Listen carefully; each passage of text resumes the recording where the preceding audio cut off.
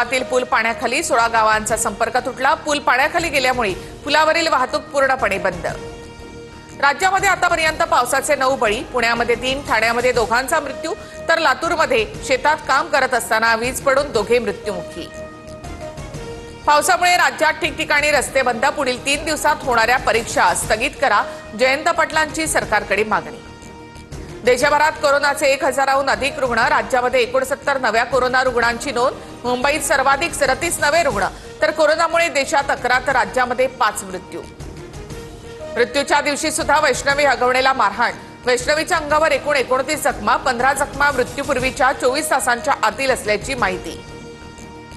फरार असताना राजेंद्र हगवणेला मदत करणाऱ्या 5 जणांना अटक। प्रीतम पाटील, बंडू फाटक, राहुल जाधव, अमोल जाधव आणि मोहन भेगडे यांच्या विरोधात गुन्हा दाखल। मिठी नदी गाळ उपसा घोटाळा प्रकरणी दिनो मोरिया अटकपूर्व जामिनासाठी कोर्टात।